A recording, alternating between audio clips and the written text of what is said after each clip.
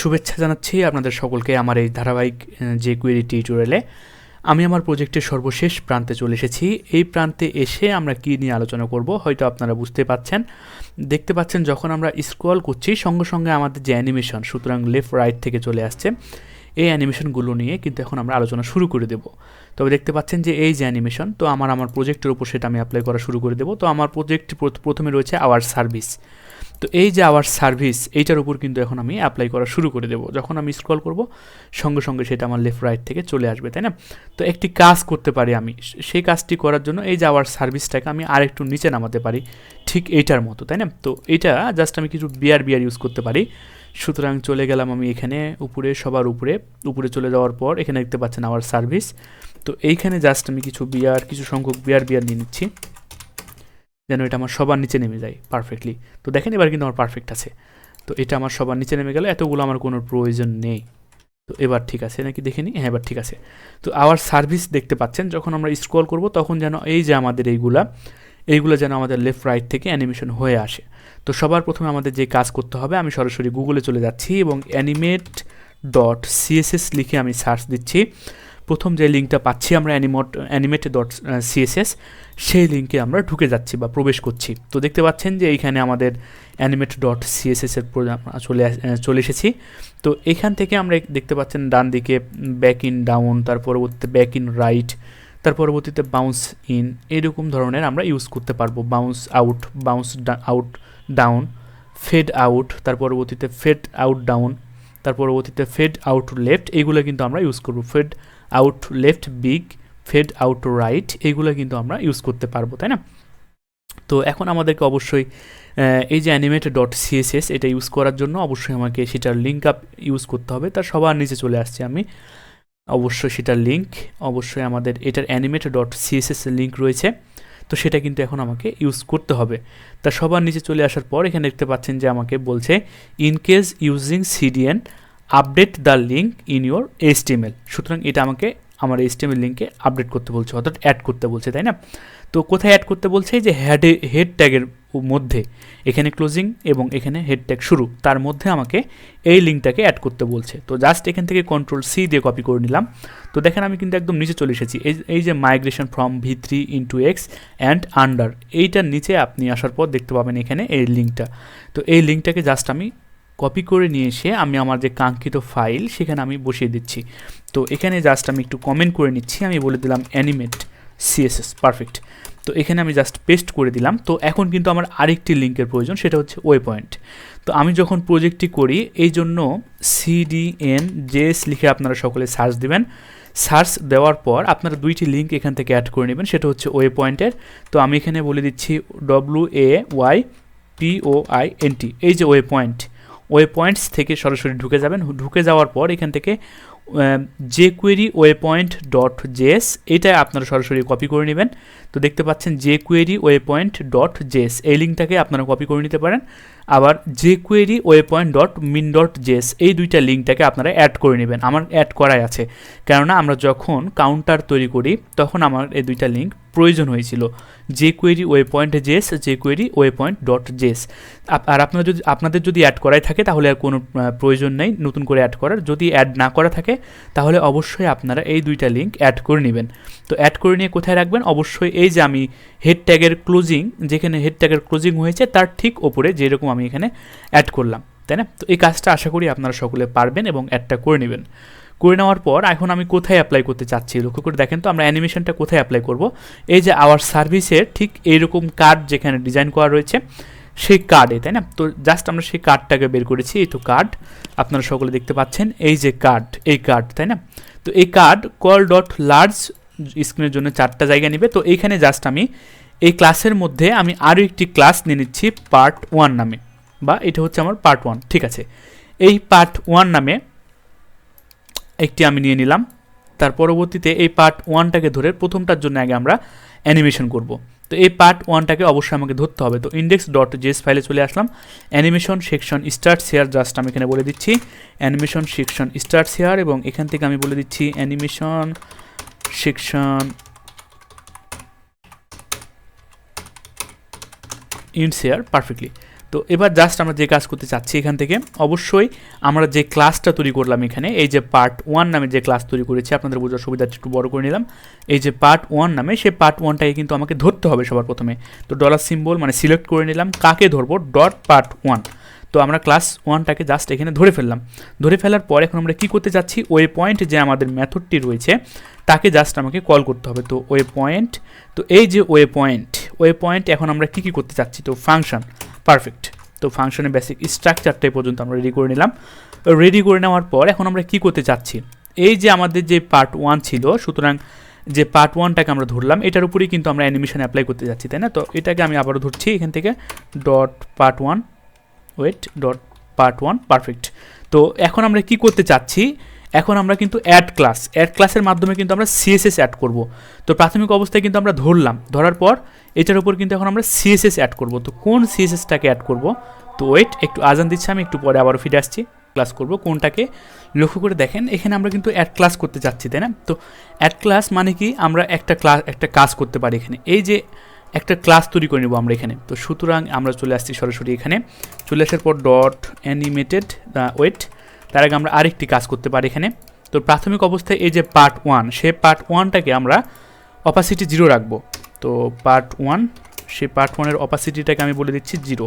তো দেখেন এবার যে পার্ট 1, সুতরাং এখান থেকে একটি কাট কিন্তু আমার চলে গেল, এটা অপাসিটি 0, মানে সে আপনারা দেখতে পাচ্ছেন না। তো আমরা চাচ্ছি যখন আমরা এখান থেকে স্ক্রল ডাউন করব, যখনই তাকে আমরা পেয়ে যাব, তখনই যেন সে অপাসিটি 1 হয়ে যায়।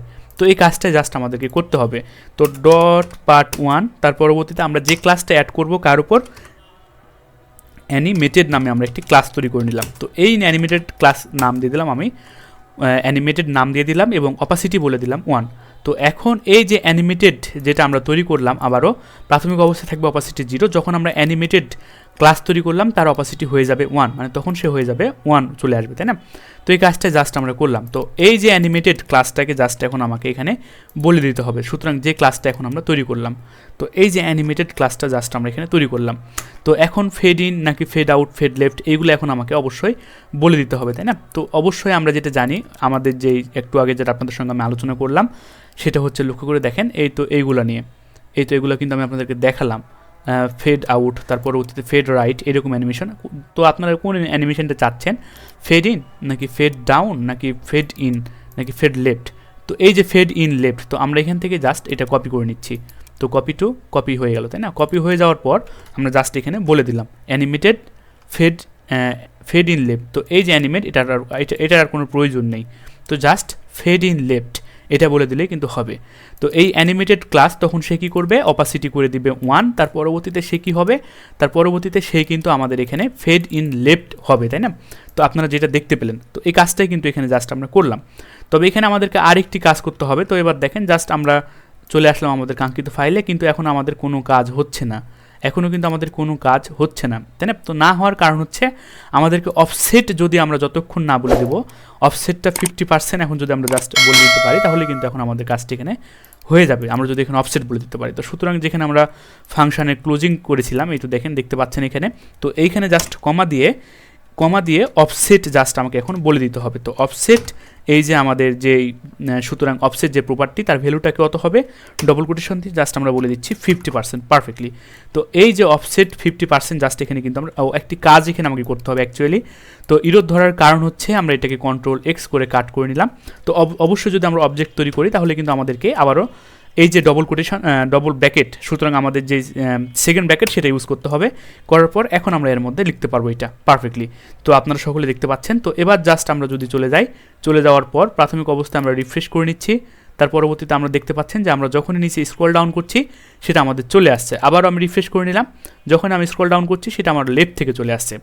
তো এইভাবেই এখন কাজগুলো আমরা করতে পারবো। তো এখন আমাকে যদি এখন আমাকে বলা হয়, আপনাকে যদি বলা হয়, তাহলে 2 নাম্বারের জন্য করেন, 3 নাম্বারের জন্য করেন, জাস্ট কিছুই না, আমরা চলে আসবো call.large4, এটা আমাদের কার্ড 1 হয়ে গেল। এবার আমাদের এখানে চলে আসলাম, এটা হচ্ছে আমার পার্ট 2 দিয়ে দিলাম এই ক্লাসের নাম। তো পুরো প্যারেন্টের উপর আমি কিন্তু অ্যাপ্লাই করছি, কার্ডের প্যারেন্টকে এটার উপরে আমি অ্যাপ্লাই করছি। আপনি কিন্তু এখানে অ্যাপ্লাই করলেও পারতেন, কোনো সমস্যা নেই। তো এই কার্ডের পার্ট 2 এর উপর জাস্ট আমি এখান থেকে পার্ট 2টাকে Ctrl+C দিয়ে কপি করে নিয়ে এসে, তো এখন অবশ্যই আমাকে সবার প্রথমে অপাসিটি এগুলো আগে বলে দিতে হবে, তো কমা দিয়ে দিলাম। কমা দেওয়ার পর ডট পার্ট 2, মানে সে পার্ট 2 এর অপাসিটিটাও ধরে নেবে 0।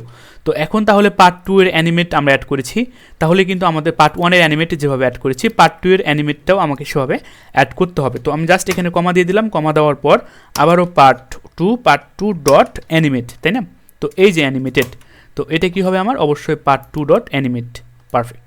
তো ডট হবে এখানে অ্যানিমেটেড, তো ডট পার্ট 2 অ্যানিমেটেড, তো অ্যানিমেটেড ক্লাস অ্যাপ্লাই হবে। তো এই কাজটা আমরা করলাম, তো অবশ্যই সেমভাবে কাজটা আমাদের হবে।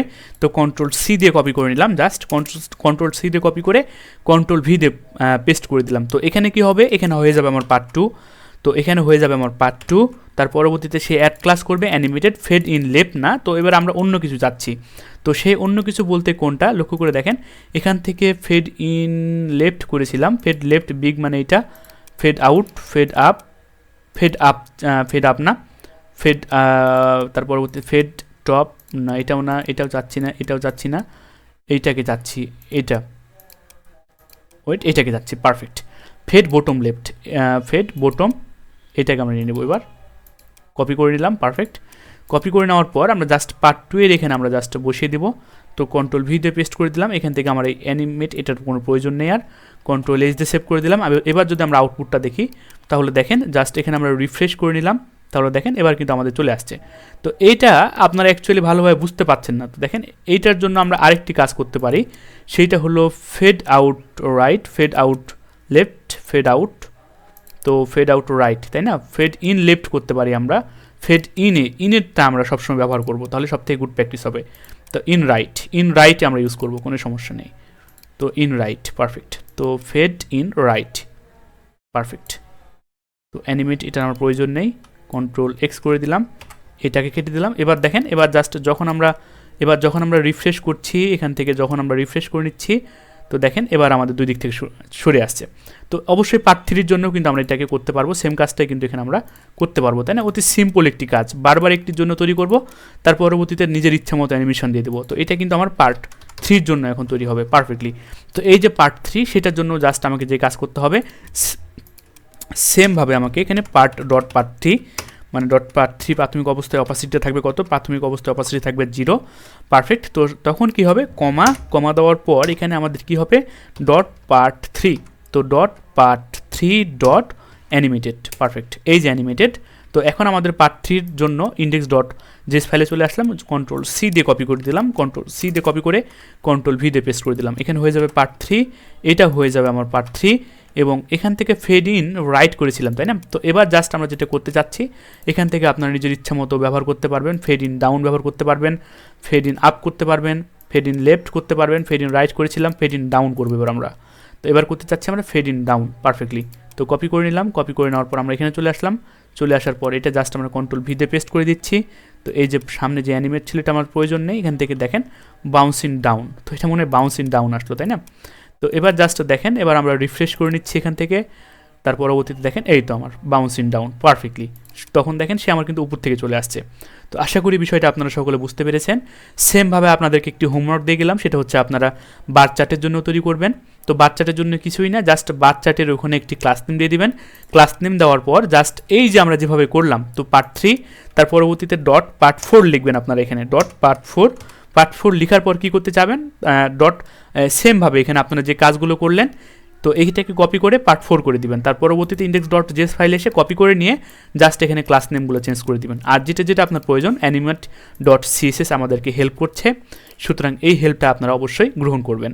তো আজকের ভিডিও টিউটোরিয়ালটি পর্যন্তই। আমি আশা করি আপনাদেরকে প্রজেক্ট সম্পর্কে একটি ভালো আইডিয়া দিতে পেরেছি। তো লক্ষ্য করে দেখেন, এই যে আমার একটি প্রজেক্ট, স্ক্রল করার সঙ্গে সঙ্গে আমার নেভিগেশন বারে কালার চেঞ্জ হচ্ছে, টাইপ ইফেক্ট তৈরি হচ্ছে, তার পরবর্তীতে অ্যানিমেশন হচ্ছে, অ্যানিমেশন আসতেছে লেফট রাইট থেকে, তার পরবর্তীতে দেখতে পাচ্ছেন আমাদের যেই বার চার্ট সেটা তৈরি করতে পেরেছি, টু ডু অ্যাপ্লিকেশন এখানে আমরা তৈরি করতে পেরেছি, তার পরবর্তীতে দেখতে পাচ্ছেন আমাদের স্ক্রল করার সঙ্গে সঙ্গে আমাদের কাউন্টিং হচ্ছে, এই কাজগুলো আমরা করতে পেরেছি, এবং এখানে আমাদের ওল্ড ক্যারোজেল তৈরি করতে পেরেছি, সর্বশেষ আমাদের ফুটার সেকশন।